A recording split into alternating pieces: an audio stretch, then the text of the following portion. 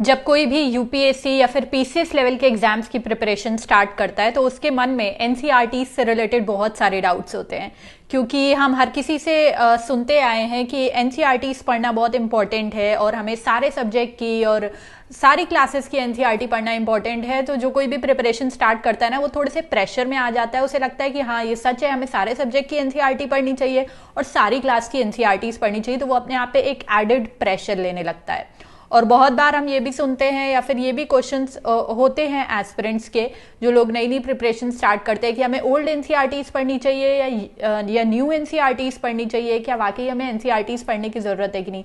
आज की वीडियो में मैं आपके एनसीईआरटी से रिलेटेड जितने भी डाउट्स हैं या फिर कुछ मिथ्स भी हैं जो स्टूडेंट्स सच मान लेते हैं और अपने ऊपर प्रेशर ले लेते हैं, वो सारे ही डाउट्स और मिथ्स क्लियर करूंगी। तो वीडियो को ध्यान से देखिएगा।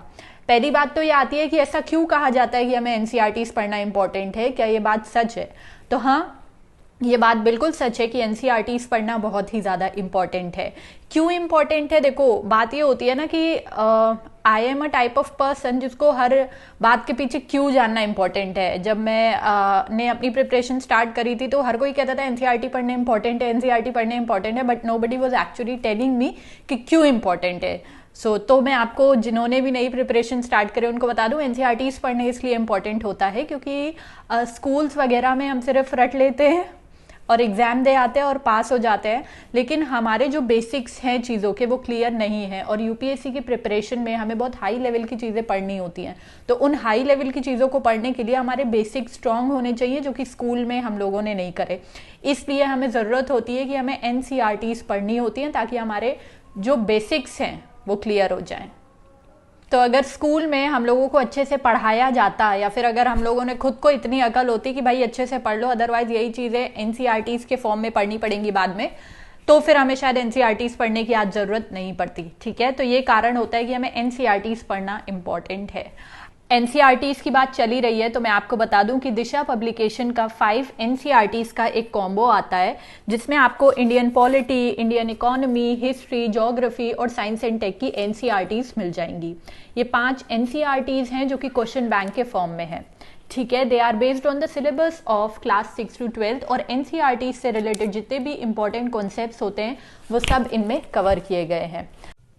इन एनसीईआरटीज का पैटर्न कुछ ऐसा है कि इनको यूनिट्स में डिवाइड किया गया है और उन यूनिट्स को फर्दर चैप्टर्स में डिवाइड किया गया है और उन चैप्टर्स को एमसीक्यूज के फॉर्म में डिवाइड किया गया है। यानी कि हर चैप्टर से रिलेटेड आपको एमसीक्यूज दिए गए हैं।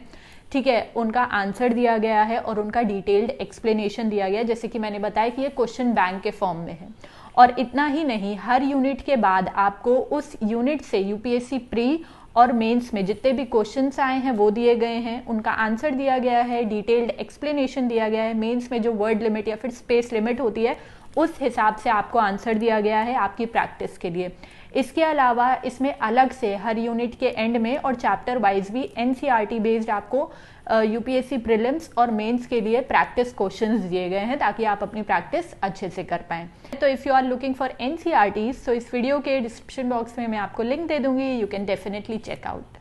अब बात ये आती है कि हमें कौन सी क्लास की एनसीईआरटी पढ़नी चाहिए और क्या हमें सच में सारे सब्जेक्ट्स की एनसीईआरटीज पढ़ना इंपॉर्टेंट है। तो मैं आपको बता दूं कि बहुत सारे लोग आपको कहेंगे कि हाँ, आपको 6 से 12 तक की एनसीईआरटीज पढ़नी चाहिए और सारे सब्जेक्ट की एनसीईआरटीज पढ़नी चाहिए। लेकिन अगर आप मुझसे पूछेंगे और मैं अपना पर्सनली बताऊं तो मैंने सारे सब्जेक्ट्स की एनसीईआरटीज नहीं पढ़ी हैं और सारी क्लास की भी एनसीईआरटीज नहीं पढ़ी हैं।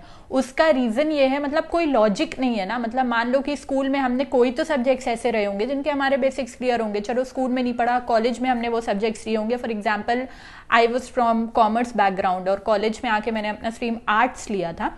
तो इकोनॉमिक्स मैंने आर्ट्स में भी थी और कॉमर्स में भी मैंने इकोनॉमिक्स और बैंकिंग वगैरह पढ़ी हुई थी।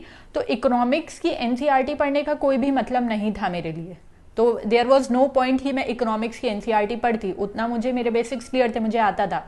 हिस्ट्री मैंने नहीं पढ़ी थी क्योंकि मैंने कॉलेज में भी हिस्ट्री ऑप्ट नहीं करा था और स्कूल में भी हिस्ट्री नहीं था। 11th-12th में भी मेरा कॉमर्स था, तो हिस्ट्री की एनसीईआरटी मैंने पढ़ी थी, ज्योग्राफी की एनसीईआरटी मैंने पढ़ी थी, पॉलिटी की एनसीईआरटी मैंने नहीं पढ़ी थी क्योंकि मैंने कॉलेज में मेरा पॉलिटिकल साइंस सब्जेक्ट था बीए में, इसीलिए देयर वाज नो पॉइंट कि मैं पॉलिटिकल साइंस की एनसीईआरटी पढ़ती, क्योंकि उसके मेरे बेसिक्स ऑलरेडी क्लियर थे। ठीक है, तो इस बात से मैं आपको ये बोलना चाहूंगी कि अगर आपको जिन सब्जेक्ट में आपको लगता है कि यार इसके मेरे बेसिक्स क्लियर हैं, उन सब्जेक्ट की एनसीईआरटी पढ़ने का आपको कोई पॉइंट नहीं है।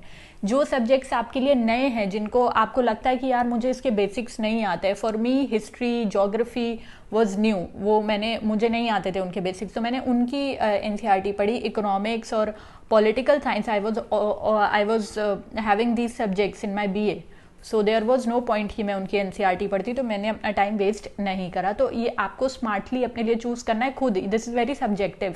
ये आपको पता होना चाहिए कि आपको किन सब्जेक्ट्स की एनसीईआरटी पढ़नी है और किन सब्जेक्ट की एनसीईआरटी नहीं पढ़नी है। ये कोई दूसरा आपको आके नहीं बताएगा, या आपको खुद को पता होना चाहिए, आपको खुद को डिसाइड करना पड़ेगा यार ये सब्जेक्ट के मेरे बेसिक्स क्लियर नहीं है, मुझे इसकी एनसीईआरटी पढ़नी चाहिए। ये सब्जेक्ट तो मुझे आता है, I don't want to read the NCERT of this subject. ठीक है, तो बहुत सारे लोगों का ये सवाल आता है कि हमें ओल्ड एनसीईआरटीज पढ़नी चाहिए या न्यू एनसीईआरटीज पढ़नी चाहिए। देखो, मैं बोलूँगी मेरे पास जो एनसीईआरटी जो मैंने पढ़ी है वो ओल्ड एनसीईआरटीज हैं, लेकिन हर जगह ओल्ड एनसीईआरटीज अवेलेबल नहीं है इतना ईजिली। तो अगर आपको नहीं मिल रही हैं old NCERTs, firstly you should go for old NCERTs, but अगर नहीं मिल रही है तो इट्स ओके, आप न्यू एनसीईआरटीज पढ़ सकते हैं। ठीक है, तो आई होप कि एनसीईआरटीज से रिलेटेड आपके जितने भी डाउट्स होंगे वो मैंने इस वीडियो में क्लियर कर दिए हैं। एंड इफ नॉट, तो अगर कोई और डाउट भी बचा है तो आप कमेंट में मुझे लिख के बता दीजिएगा। Till then bye, take care.